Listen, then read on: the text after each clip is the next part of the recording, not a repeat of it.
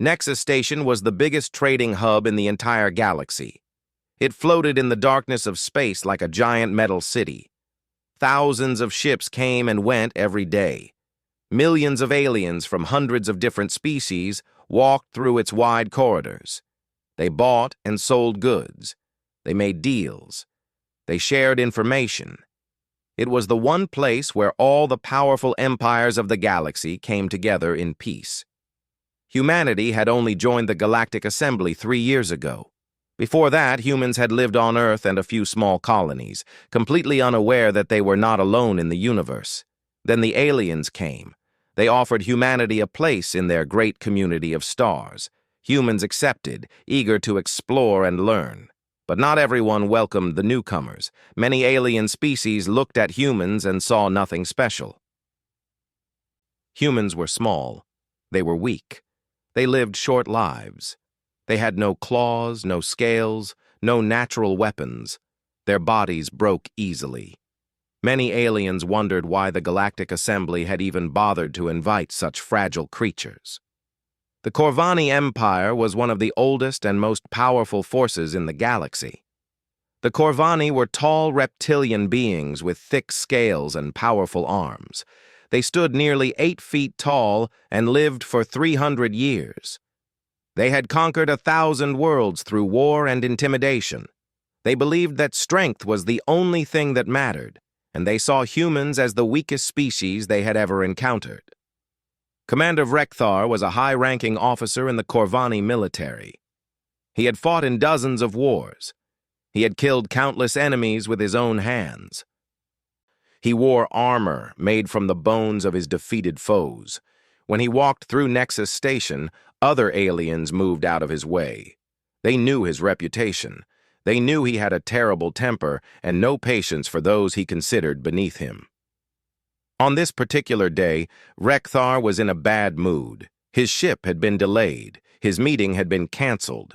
He pushed through the crowded marketplace with his guards behind him, not caring who he shoved aside. Katie Brooks did not see him coming.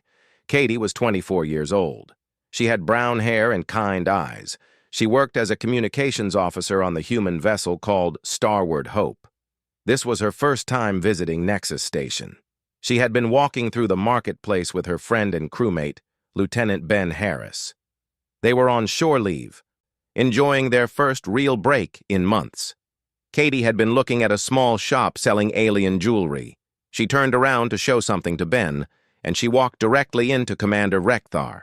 It was a small bump, nothing more. Katie stumbled back a step. She looked up and saw the massive Corvani commander glaring down at her with yellow eyes full of hatred.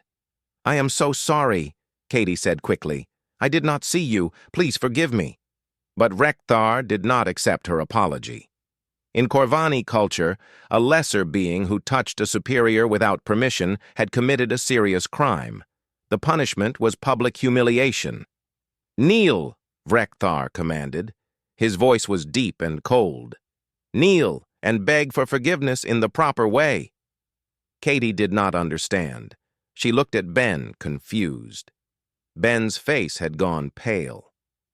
He knew what was happening. He had studied alien customs.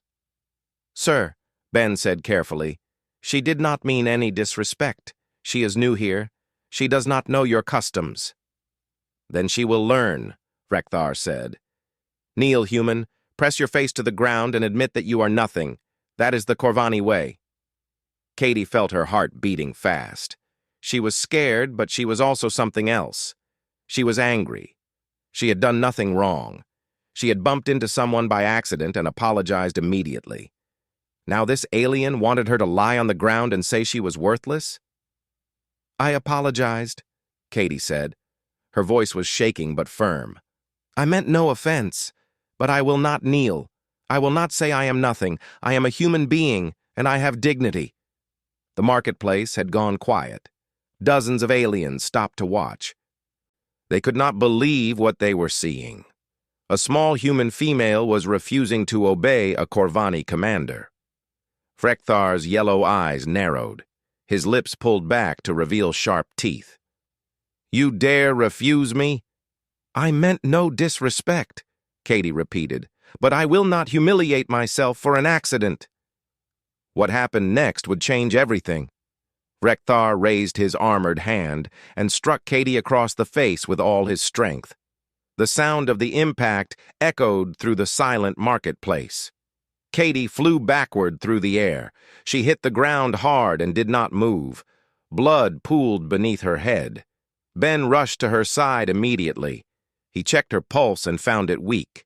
Her skull was fractured. Her eye socket was broken. She was barely alive. "Katie! Katie! Can you hear me?" Ben shouted. She did not respond. She was unconscious. Ben looked up at Rekthar with rage in his eyes. The Corvani commander simply laughed. "Let this be a lesson," Rekthar announced to the watching crowd. "Humans are weak. They break easily. Remember this when you think about challenging the Corvani Empire." His guards laughed with him. They walked away without looking back, as if Katie was nothing more than garbage on the ground. Ben pulled out his communicator with trembling hands. He sent an emergency signal to the Starward Hope. Then he held Katie's hand and told her to hold on. Help was coming. 15 minutes later, a medical team from the Starward Hope arrived. They put Katie on a stretcher and rushed her to the ship's medical bay. The doctors worked for hours to save her life. She survived, but she would carry the scars forever. Captain Jack Turner watched the security footage of the incident in his private quarters. He watched Rekthar strike Katie. He watched her body fly through the air. He watched her lie in a pool of her own blood while the Corvani laughed. Turner was 45 years old. He had served in the Earth Defense Fleet for 20 years. He had seen many terrible things. But this made his blood boil in a way nothing else ever had. The Nexus Station Council met in a great circular chamber at the heart of the station. Representatives from 12 of the most powerful species in the galaxy sat in floating chairs arranged in a ring. Each one wore the ceremonial robes of their people. Each one had the power to speak for billions of their kind. Captain Jack Turner stood in the center of the ring. He wore his dress uniform with every medal he had ever earned. His face was calm, but his eyes burned with quiet anger. The Corvani representative was a female named High Counselor Zethra. She sat in her chair with her arms crossed and a look of boredom on her face. She had already heard about the incident. She did not think it was important. "This council has been called to address an emergency complaint from the human delegation," announced the head of the council, an ancient being with gray skin and 6 arms. "Captain Turner, you may speak." Turner nodded. "Thank you. Yesterday, one of my officers was attacked in the public marketplace of this station. She was struck without warning by Commander Rekthar of the Corvani Empire. She is now in critical condition with a fractured skull and multiple facial fractures. I have come to demand justice." Zethra laughed. It was a cold, ugly sound. "Justice? For what? Your officer disrespected a commander of the Corvani Empire. She refused to follow proper customs. She was punished. There is nothing more to discuss." "She bumped into him by accident," Turner said, keeping his voice steady. "She apologized immediately. She did nothing wrong." "She refused to kneel," Zethra said.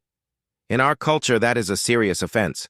Commander Rekthar was within his rights to discipline her." "Discipline," Turner repeated. "He nearly killed her." "Then perhaps she should have been more careful," Zethra said. "Humans are fragile. That is not our problem. Perhaps your species should stay home if you cannot handle the realities of galactic society." Several other council members nodded in agreement. The Corvani Empire was powerful. Nobody wanted to make enemies with them over one injured human. Turner reached into his pocket and pulled out a small device. "I would like to show the council something." He pressed a button, and a holographic screen appeared in the center of the chamber. It showed the security footage from the marketplace. Every council member watched as Katie bumped into Rekthar. They watched her apologize. They watched her politely refuse to kneel. They watched Rekthar hit her so hard that she flew through the air like a broken toy. But that was not all. The footage continued. It showed Rekthar turning to the crowd after striking Katie. The audio played clearly. "Let this be a lesson to all lesser species," Rekthar said in the recording. "Humans are nothing. They are weak. They are stupid. They should never have been allowed into the Galactic Assembly. They are animals pretending to be people." The chamber fell silent. Turner looked at Zethra. "Is this the official position of the Corvani Empire? That humans are animals?" Zethra's expression did not change, but her tail twitched nervously. "Commander Rekthar speaks for himself, not for the Empire. Then I assume the Empire will punish him for his words and his actions? The Empire does not punish its officers for disciplining lesser species." Turner nodded slowly. "I see. Then let me make something clear to this council." He stepped forward and looked at each representative one by one. "In human culture, what Commander Rekthar did is called assault. It is a serious crime. When a soldier attacks an unarmed civilian, especially a woman, we call that cowardice. When someone strikes another person who cannot fight back, we call that evil. And when a powerful nation allows such behavior to go unpunished, we call that an act of war." The council members shifted uncomfortably in their seats. "You cannot be serious," Zethra said. "You would start a war over one injured female? Humanity controls 12 worlds. The Corvani Empire controls 1,000. You would be destroyed in a week." "Perhaps," Turner said. "But let me tell you something about the woman your commander nearly killed."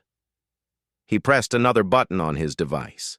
A new image appeared on the screen. It showed an older woman in a military uniform covered with medals and ribbons. Her face was hard and serious. "This is Admiral Patricia Brooks," Turner said. "She is the most decorated military strategist in human history. She has never lost a battle. She designed the defense systems that protect every human colony, and Katie Brooks is her daughter."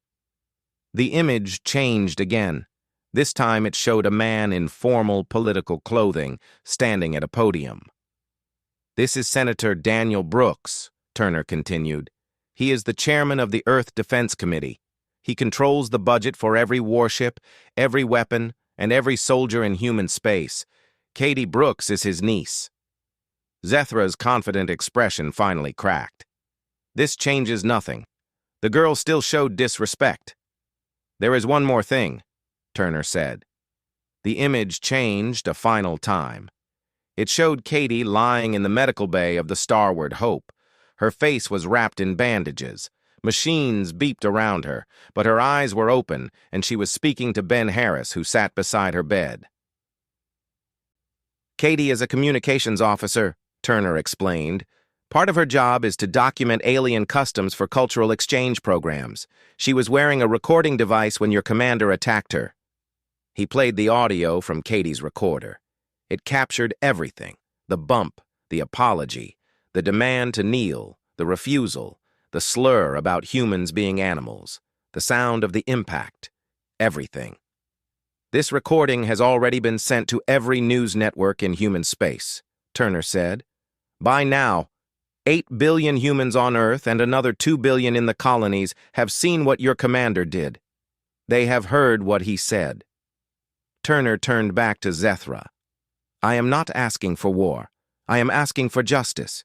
Commander Rekthar must be arrested. He must face trial for his crime. If the Corvani Empire refuses, then you will leave humanity no choice." "No choice but what?" Zethra demanded. "That is for my superiors to decide," Turner said. "But I will tell you this. Humanity has survived ice ages that killed most life on our planet. We have survived plagues that killed half our population. We have survived wars that destroyed entire cities. We have survived everything the universe has thrown at us for 200,000 years. Do you really think we will let this insult pass without response?" The council chamber was completely silent. Turner bowed slightly to the head of the council. "I have said what I came to say. I await your decision." He turned and walked out of the chamber without looking back. Back in the medical bay, Katie had fallen asleep again. The doctor said she would recover, but it would take time. Her face would never look quite the same. The scars would always be there. Ben sat beside her bed, holding her hand. He had not left her side since the attack. His communicator buzzed. It was a message from Captain Turner. "The Council is deliberating. I do not expect them to help us. The Corvani are too powerful, but it does not matter. Earth Command has received the footage. The Admiral has received the footage. Everyone has seen what happened." Ben read the message twice. The video spread across human space like fire through dry grass. Within 12 hours of Captain Turner sending it to Earth Command, every human being with access to a screen had seen Katie Brooks get struck by Commander Vrekthar. They had heard his words about humans being animals.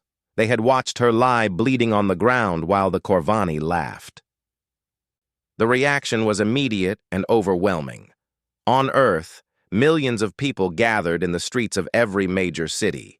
They held signs with Katie's picture on them. They chanted her name. They demanded action. News programs played the footage on repeat, with experts analyzing every second of it. Politicians gave speeches promising that this insult would not stand. In the colonies, the response was even stronger. These were frontier people, tough and independent. Many of them had left Earth specifically because they wanted to build something new among the stars. They saw the attack on Katie as an attack on everything they believed in. If one human could be struck down without justice, then none of them were safe. Admiral Patricia Brooks sat alone in her office at Earth Defense Headquarters. The walls were covered with maps of known space. Models of human warships lined the shelves. On her desk was a photograph of her daughter taken 2 years ago, smiling in her new uniform on the day she graduated from the academy. Now that same daughter lay in a hospital bed with her face destroyed. The Admiral did not cry. She had not cried since her husband died 15 years ago. Instead, she focused on what she did best. She planned. A knock came at her door. She told whoever it was to enter. Senator Daniel Brooks walked in. He was her brother, older by 3 years. His face was pale and his eyes were red. Unlike his sister, he had been crying. "Have you seen her?" he asked. "I watched the live feed from the medical bay," Patricia said. "She is stable. She will recover." Her face will heal. She is young and strong. The doctors are optimistic. Daniel sat down heavily in the chair across from her desk. "What are we going to do?" Patricia turned her computer screen to face him. On it was a detailed map of Corvani space, with military installations marked in red and trade routes marked in blue. "We are going to make them pay," she said. "How?" "They are right about one thing. We have 12 worlds. They have 1,000. Our fleet is tiny compared to theirs." "Numbers are not everything," Patricia said. "The Corvani have been at peace for 200 years. They have grown lazy and arrogant. They believe that no one would dare challenge them. That belief is their weakness." "You have a plan?" "I have many plans. I have been developing contingency plans for conflict with every major power in the galaxy since we joined the Assembly. The Corvani are no exception." She pressed a button and new information appeared on the screen. Economic data, trade agreements, supply chain analyses. "First, we hit them in their wallets," Patricia said. "Human corporations do significant business with the Corvani. We sell them medical technology, entertainment media, and luxury goods. We buy raw materials from their mining operations. Starting today, all of that stops. Can we do that legally? We can do whatever we want. We are an independent species. There is no law forcing us to trade with anyone." Daniel nodded slowly. "What else?" "Second, we isolate them diplomatically. The Corvani have many enemies in the galaxy. The Vathani Confederacy has been waiting for an excuse to challenge their influence for decades. The Zelkari Republic lost 3 border worlds to the Corvani in the last war. Even the Nexus Council is afraid of them. We will visit all of these powers and offer them new friendship. New trade agreements, new alliances. You think they will accept? They will accept anything that weakens the Corvani, Patricia said. And there is something else, something the Corvani do not know. She leaned forward. For the past 3 years, since we joined the Assembly, our intelligence operatives have been quietly mapping every Corvani military installation within 50 light years of human space. We have analyzed their weapons, their tactics, their command structure. We have identified weaknesses in their defenses that they do not even know exist. Daniel stared at her. You were preparing for this? I was preparing for anything. That is my job. I hoped we would never need these plans. But now we do. What about Katie? What does she want? Patricia's expression softened just slightly. I spoke to her an hour ago. She was awake for a few minutes. Do you know what she said? What? She said she wanted to come back to work as soon as possible. She said she was not going to let one bully with scales ruin her career or her life. She said humanity needed to respond with strength, not fear. Daniel smiled for the first time since the incident. That sounds like her. She is her mother's daughter.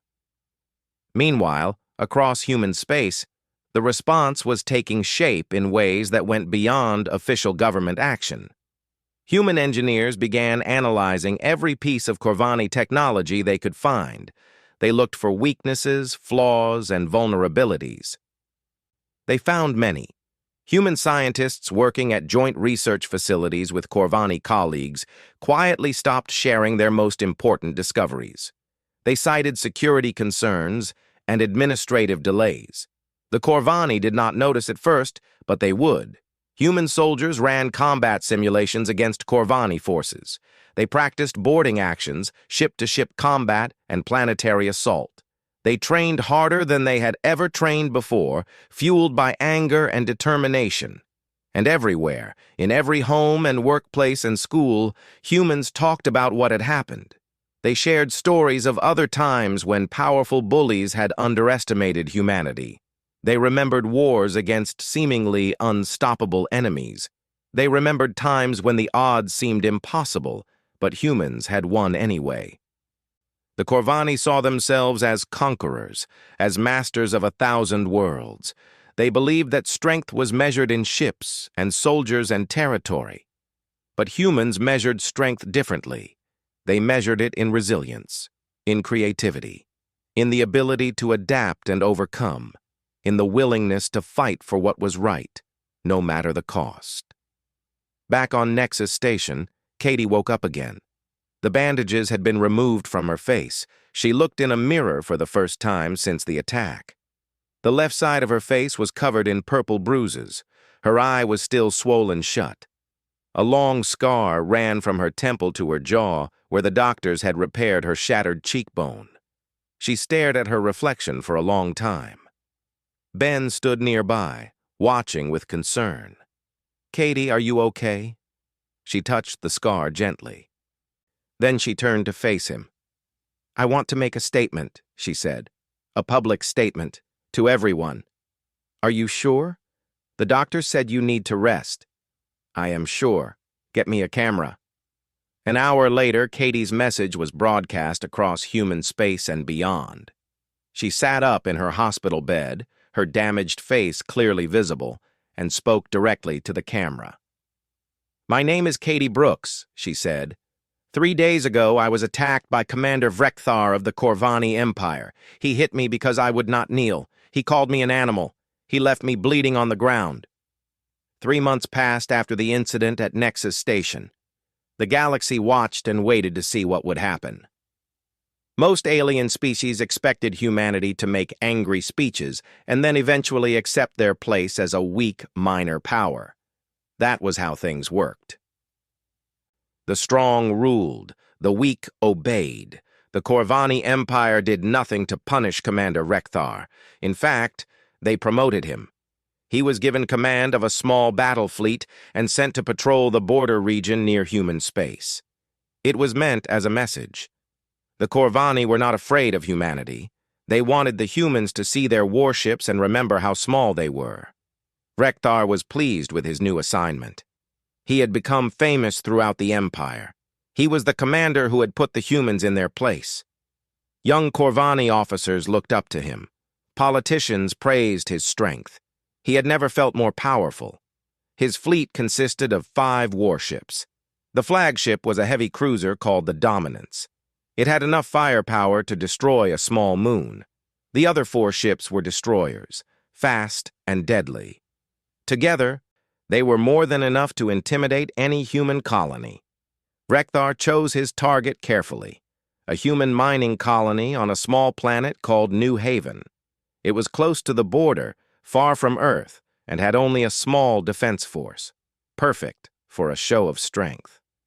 He did not bother to ask permission from his superiors. He did not need to. The Corvani believed that initiative was a virtue. If he could frighten the humans into giving up their mining rights, he would be rewarded. If the humans fought back, he would crush them and be rewarded even more. The fleet arrived at New Haven on a quiet morning. The colonists were just waking up when 5 Corvani warships appeared in their sky. Rekthar sent a message to the colony. "This is Commander Rekthar of the Corvani Empire. You are operating in space that we claim as our own. You will surrender your mining operations immediately or face destruction." The colony administrator was a middle-aged woman named Helen Carter. She had come to New Haven 15 years ago with her husband and 2 children. She had built this colony from nothing. She was not about to hand it over to a bully. "This space belongs to nobody," she replied. "We have legal rights to operate here under Galactic Assembly law. We refuse your demands." Rekthar laughed.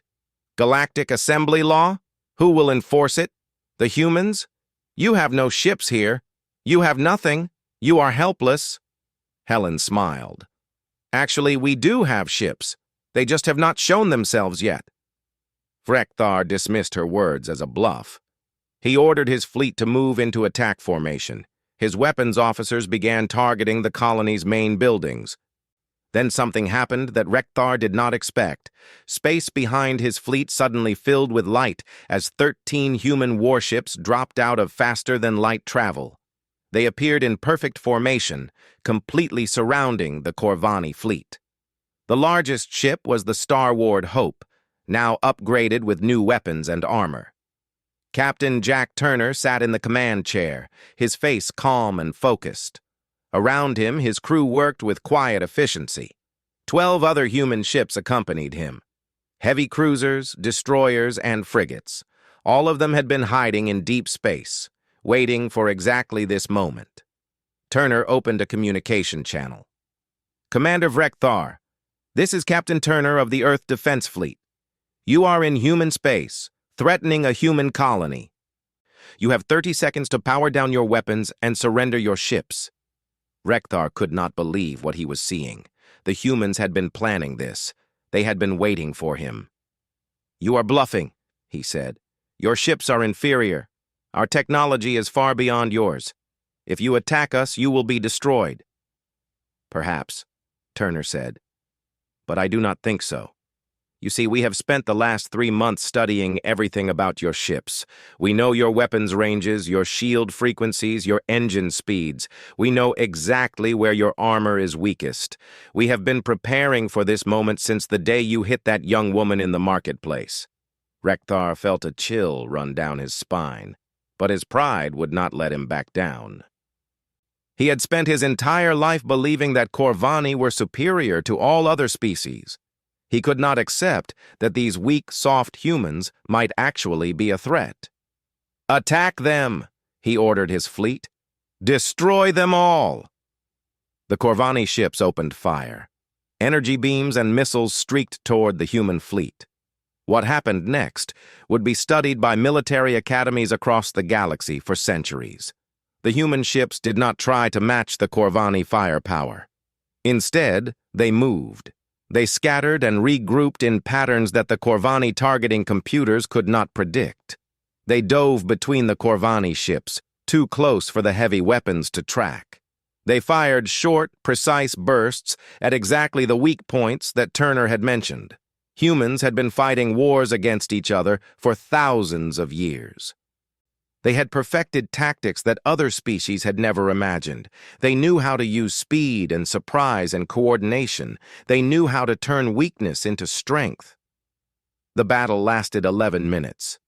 In those 11 minutes, the human fleet disabled all 5 Corvani warships without losing a single ship of their own. They targeted engines, weapons systems, and communication arrays. They were careful not to kill more than necessary. They wanted prisoners, not corpses. The Dominance drifted helplessly in space, its engines dead and its weapons destroyed. Rekthar sat in his command chair, staring at the blank screens around him. He could not understand what had happened. His fleet had been defeated by creatures he considered animals. A voice came over the emergency communication system. It was Captain Turner.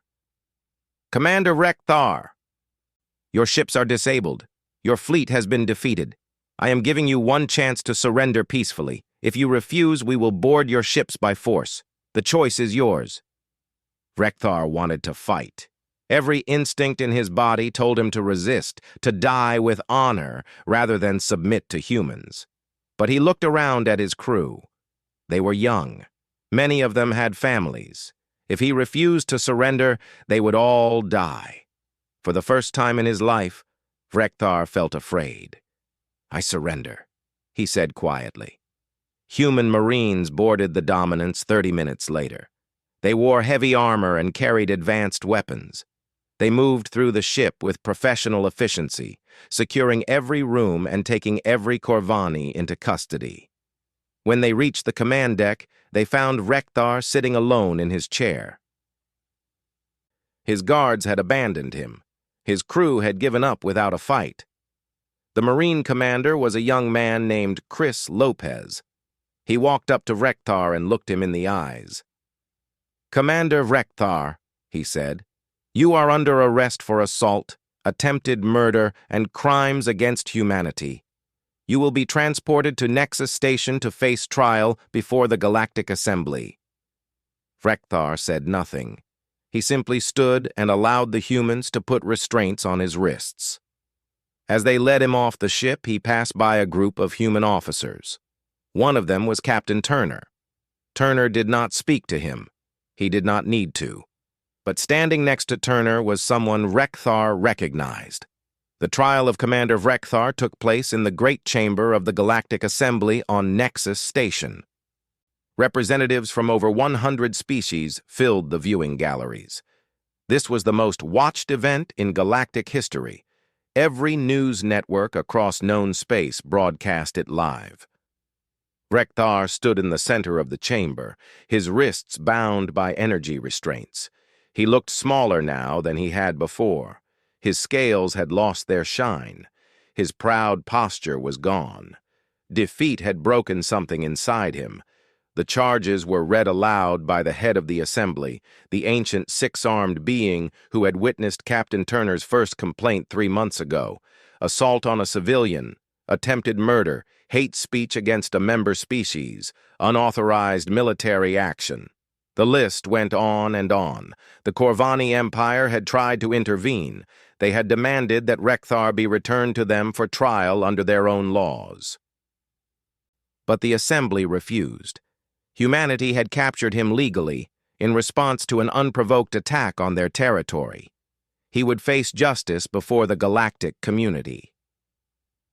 High Counselor Zethra sat in the Corvani section, her face a mask of cold fury. Her empire had been humiliated. A single human fleet had defeated 5 of their best warships in minutes. The entire galaxy had seen it happen. Worse, the economic sanctions were starting to hurt. Human corporations had cut all ties with the Corvani. Medical technology that the Corvani had come to depend on was no longer available. Entertainment media that their citizens loved had been withdrawn. Prices were rising. Citizens were complaining. For the first time in centuries, the Corvani Empire was feeling pressure, and the diplomatic damage was even worse. Admiral Patricia Brooks had spent 3 months visiting every major power in the galaxy. She had offered new trade agreements, new technology sharing, new military cooperation. The Vithani Confederacy had signed a mutual defense pact with humanity. The Zelkari Republic had agreed to joint naval exercises. Even the neutral powers were warming up to the humans. The Corvani were being isolated, surrounded by a growing web of alliances that all had one thing in common. They were all connected to humanity. Katie Brooks was called to testify. She walked to the witness platform with her head held high. The scars on her face were still visible, but she had refused cosmetic surgery to remove them. She wanted the galaxy to see what had been done to her. "Please state your name for the record," the assembly head said. "Katie Brooks, Lieutenant Commander, Earth Defense Fleet." "You have been promoted since the incident?" "Yes. I was promoted for my service in documenting alien cultures and for my conduct during the crisis." "Please describe what happened on the day of the assault." Katie told her story calmly and clearly. She described the accidental bump, the demand to kneel, her refusal, the blow, waking up in the medical bay with her face broken. Then she said something that surprised everyone. "I want to speak directly to Commander Rekthar," she said. The chamber fell silent. The assembly head nodded permission. Katie turned to face the Corvani commander. Their eyes met. "You hit me because you thought I was weak," she said. "You called me an animal. You believed that humans were beneath you, that we were nothing more than prey for stronger species to abuse." Rekthar said nothing. He simply stared at her. "I want you to know something," Katie continued. "I do not hate you. I am not here for revenge. I am here for justice. There is a difference." She paused. Revenge is about making someone suffer because they made you suffer. It is about emotion, about anger.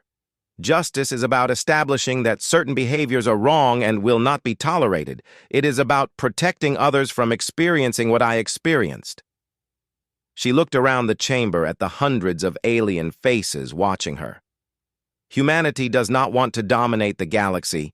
We do not want to conquer other species or force them to kneel before us. We only want to be treated with respect. We want to live in a universe where a young woman can walk through a marketplace without being beaten for bumping into someone. She turned back to Rekthar. "I hope that someday you understand why what you did was wrong. Not because you were caught and punished, but because you look inside yourself and recognize the cruelty of your actions. Until that day, I hope this trial serves as a warning to anyone else who thinks they can abuse the weak without consequences." She stepped down from the platform. The chamber remained silent for a long moment. The trial continued for 3 more days. Witnesses testified. Evidence was presented. The Corvani lawyers tried every argument they could think of, but the facts were too clear. The video was too damning. Rekthar had been caught committing a crime in front of dozens of witnesses. The verdict was unanimous. Guilty on all charges. Rekthar was stripped of his rank, his honors, and his citizenship in the Corvani Empire. He was sentenced to 50 years of imprisonment on a neutral world. He would spend the rest of his long life in a cell, thinking about what he had done. But the trial was just the beginning of the changes that swept across the galaxy. The Assembly voted to establish new protections for all member species. No citizen could be physically punished for accidental offenses. No one could be forced to participate in humiliating cultural rituals without consent. Violence against unarmed civilians would be treated as a crime regardless of species or rank. These were called the Brooks Protocols, named after Katie. She was embarrassed by the honor, but she accepted it because she knew it would help protect others. The balance of power in the galaxy began to shift. Species that had been afraid of the Corvani now saw that they were not invincible. New alliances formed. Old rivalries were set aside. The human model of diplomacy, based on mutual respect rather than domination, began to spread. 6 months after the trial, Katie returned to active duty. She was assigned to a new diplomatic mission aboard a ship called the New Dawn. Her job was to represent humanity to species that had never encountered them before. On her first mission, she visited a small planet called Theta 7, home to a species of gentle beings who had been isolated from the galaxy for centuries. They were nervous about meeting aliens. They had heard stories about the Corvani and other aggressive powers. They were afraid. Katie met with their leaders in a simple wooden building that served as their government center. She brought no weapons, no guards, just herself and a translator device. "Why should we trust you?" the leader asked. "Why should we believe that humans are different from the others?" Katie thought for a moment. Then she pointed to the scars on her face.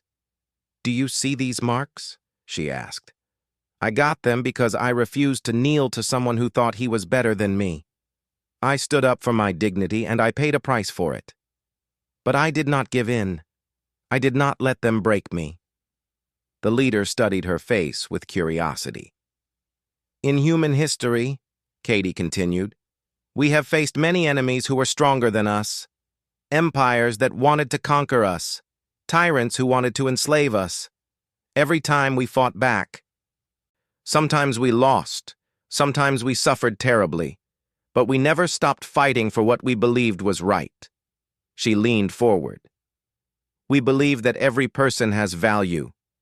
Every species has dignity. We do not want to rule you or control you. We want to be your friends. We want to learn from you and share what we know. That is all." The leader was quiet for a long time. Then he smiled. "I believe you," he said. "Let us talk about friendship." Months later, Captain Turner, now promoted to Commodore, watched an interview with Katie on the news screen in his quarters aboard his new command ship. A young alien student was asking her about humanity. "Why do humans respond so strongly when one of their own is hurt?" the student asked. Katie smiled.